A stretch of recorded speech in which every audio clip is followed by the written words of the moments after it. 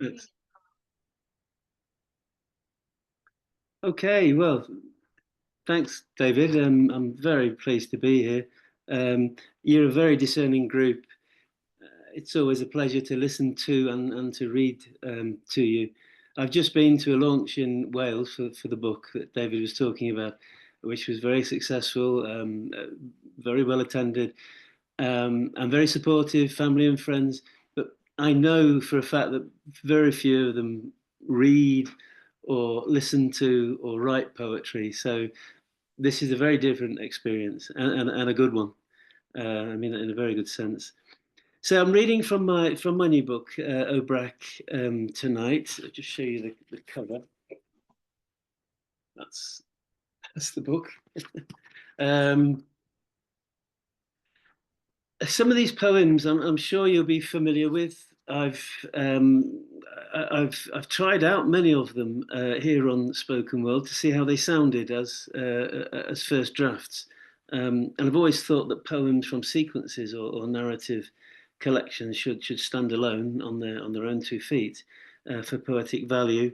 Um, but I think these poems particularly work together as a group, and I think they support and reinforce each other. Well, I hope they do. Kind of pieces of a puzzle to make up a picture of this part of the Massif Central, which is in southern France where I live. So if you could put up the first poem, David, please, Bedrock.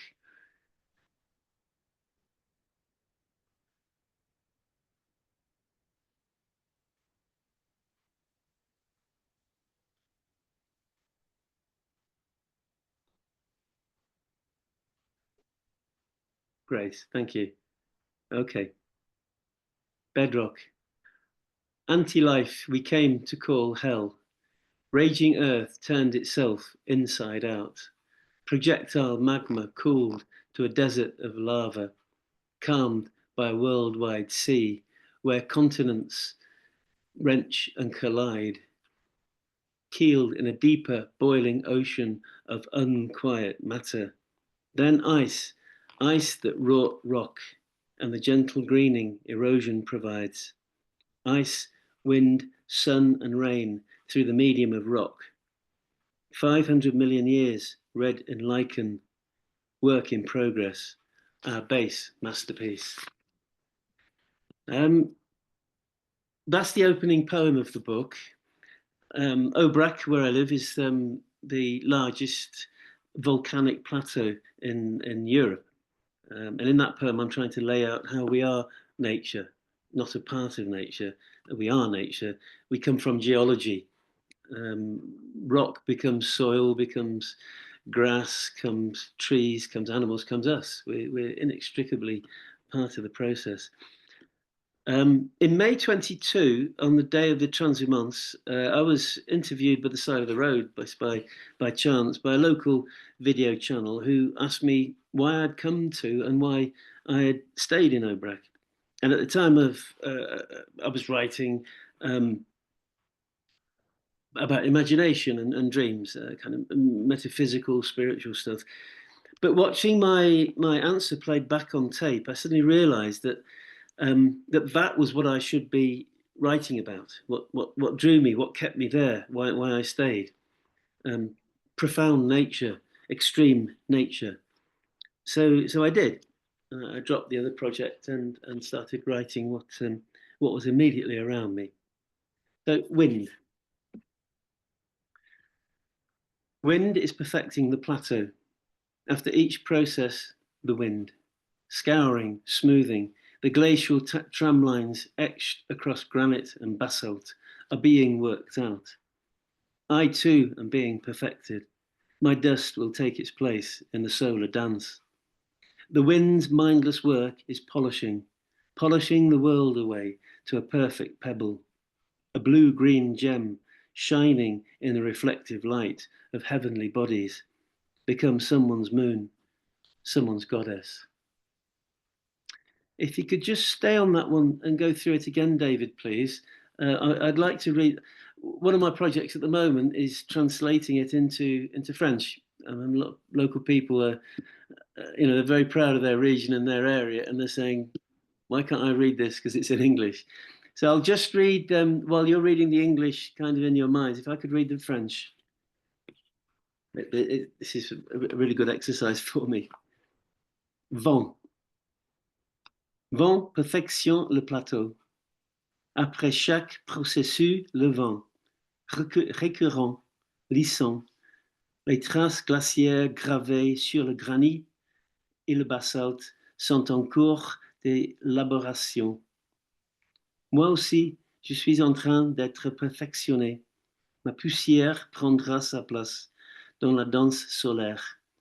Le travail inconscient du vent consiste à polir le monde pour faire un caillou parfait, un joyau bleu-vert, brillant dans la lumière réfléchissant des corps célestes, devenir la lune de quelqu'un, la déesse de quelqu'un. Next, Volcania. So the roar of volcanoes commanded the land, stone and beam, pasture and roaming beast. This plateau served up for Proto-Celtic man emerging from catacombed canyons, the limestone womb. Generations nurtured in volcanic safety under miles of ice entered the light with their genius, their language and art to hunt and herd. Their collective song of survival, rhythmic, patient, from the volcano's hardened tongue, a far cry dimly heard, resounding in the sedimented skull, the turbulent heart.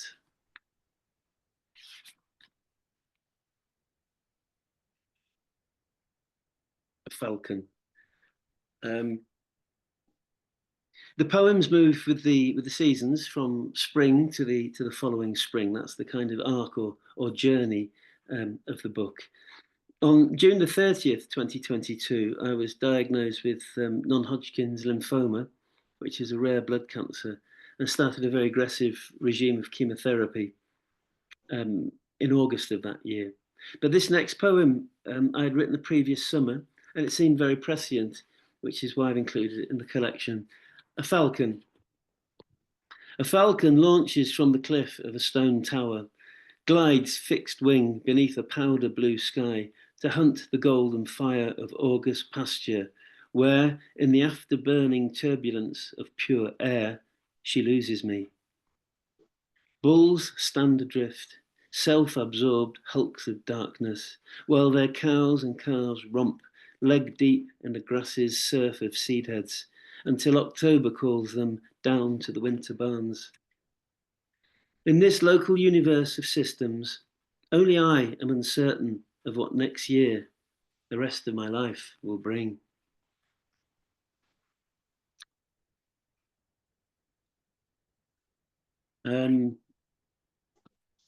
Yes.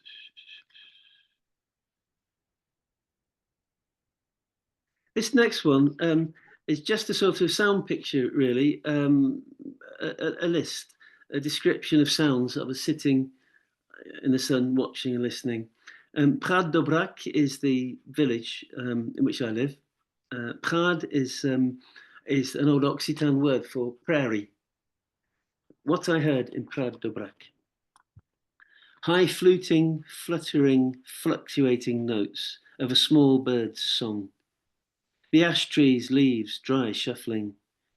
Mute fussing of a butterfly's here and there soundless scrutinies stirring the air. Iron on iron of the Middle Ages, still clanging out the hours, enveloped and posted by stone. The laboured drone of a loaded bee. The ocean in all the trees. The short circuit flit, the on-off switch of an overheated fly, its near-far tinnitus tick.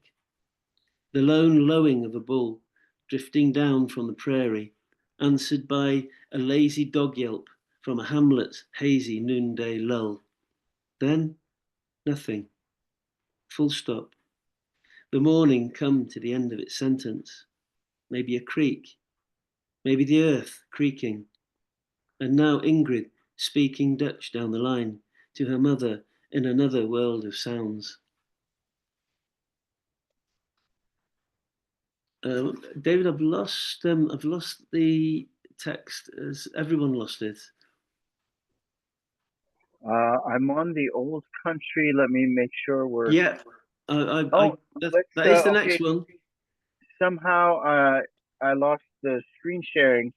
Let me get it back. Okay,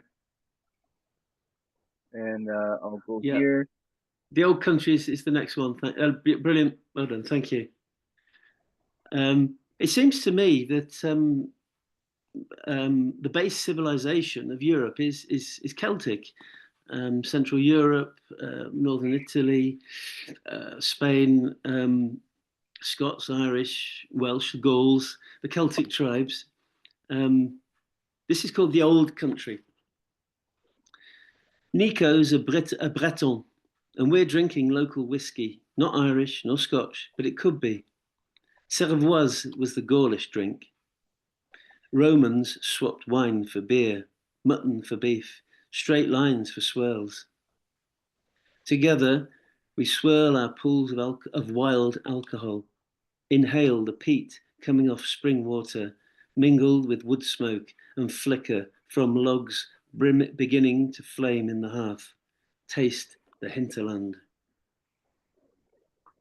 Um, some of my old friends from college that I've known for 40 years conspired with Ingrid, my wife, behind my back to spring a surprise visit on me in October of 2022. While I was in the depths well, I was actually halfway through the chemotherapy treatment. And you feel shit. You really feel like shit with chemotherapy. It completely wrecks you all day and most of the night. But they just turned up on the doorstep one misty night with a big cardboard box painted white with a red cross on it.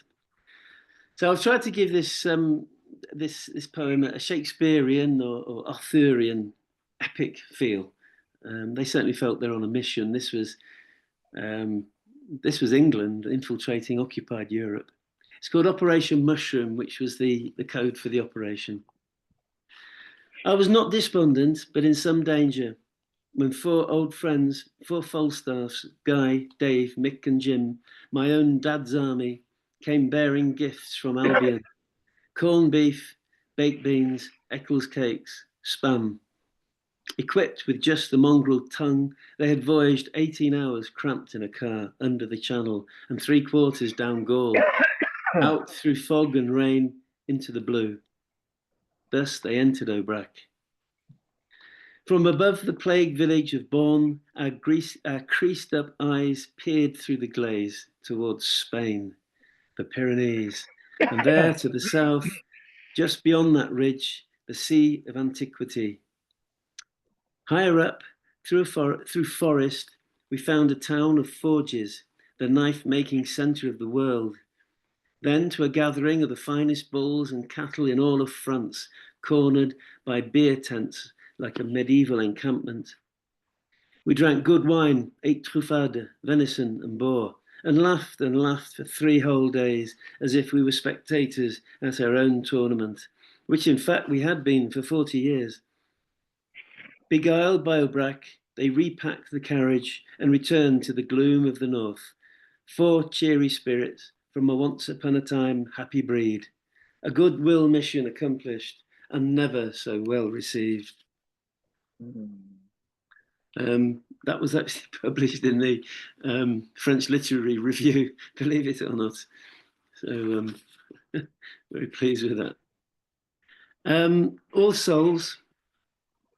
Reading these poems back in manuscript form a year later, I was struck by the correlation between chemotherapy and winter's effects on nature, particularly on the forest. Forests feel dead in winter. It's called All Souls. Stripping winds buffet the branches. The balding forest gives up its cover, prescribed for survival, a killing off. That parade of gold and red was not triumphant pageantry, but the last dregs of dried up surrender, delivered on a bed of dead leaves. The soul of the forest flees to its winter dreams, supplanted by a dying back, immunity suspended, vital lymph cut off. A lack sets in the trees. They absorb and draw nothing, shelter nothing. Brittle black fingers appeal dumbly to a sky that sees everything, rains havoc everywhere, now the vanity's gone. Animals withdraw, forsaken, economy of movement, nourishment, the dread imminence of winter.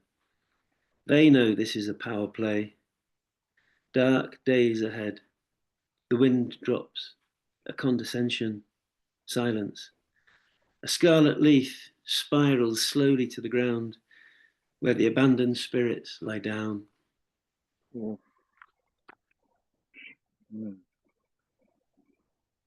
Mm. Okay. Paula O'Brien.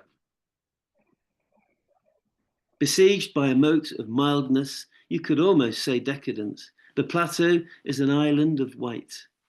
Moorland hardens, grasses cannot shake off the spears of frost. Trees appear terrified. Snow stiffens under a cold sun. Amid the icy wind-drifted waves, up-thrusting outcrop rock, buffed black and glossy by the glaze of winter, speckles the snow-brown prairie like granite whales from a great depth come up to breathe.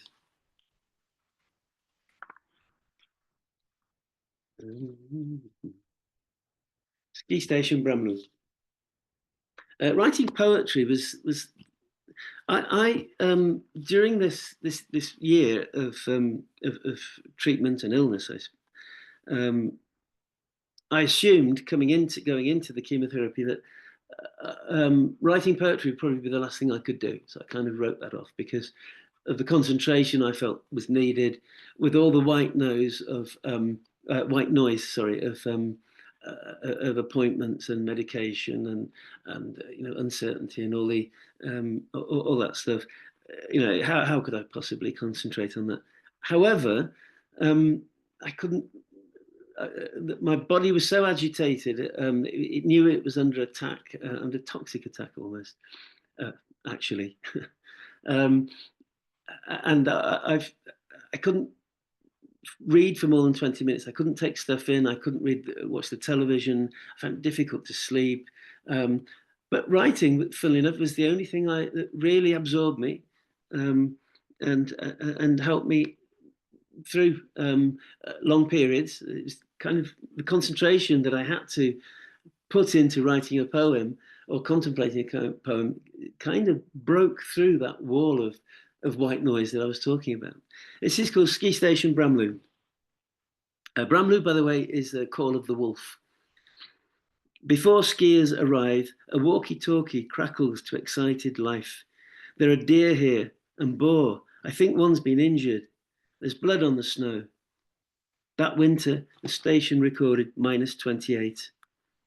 Today, it's -10, and the north wind, the one thing they built their settlements against, is driving the temperature down to Arctic glee. While Nico grooms the beasts, I chip ice from the gantries, glittering with early morning frost, adorning the slopes like Gothic spirelets. The sun creeps over the tips of trees to illumine a world of crystal, inscribed white coral. Above us, the scrub sky is being painted lapis lazuli. High in the frosted forest of the Mons d'Aubrac, a cathedral is being perfected.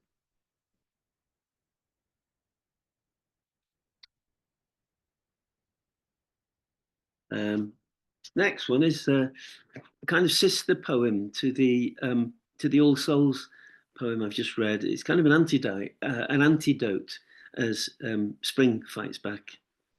The forests of Aubrac, by the way, are mostly beech. Leaf mould.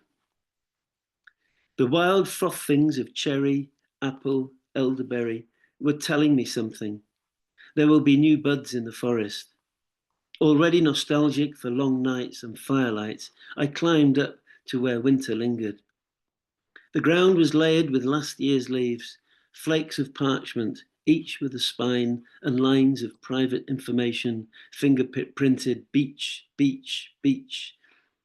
Crunching over the fallen dossier, the dried out husk of winter's chrysalis, I came to where a spring spilt garrulously into a stopped world, filled my bottle, and sat down on a soft cushion of fallen forest, small and awed in that massive church of light.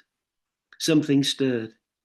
Beneath the brittle surface, leaves were generating heat, fermenting rebellion. The sun, having chosen sides, paid keen attention, shone approval. Spirits were waking, rising, ascension. The treetops, fine, frazzled nerve end fibres against the white sky, fingertip tingling as the feeling returned. The forest had come through, could barely contain its optimism, rooted in the masticated certainty of leaf mould and the nearing sun, a contagion of momentum. The fruit trees were right.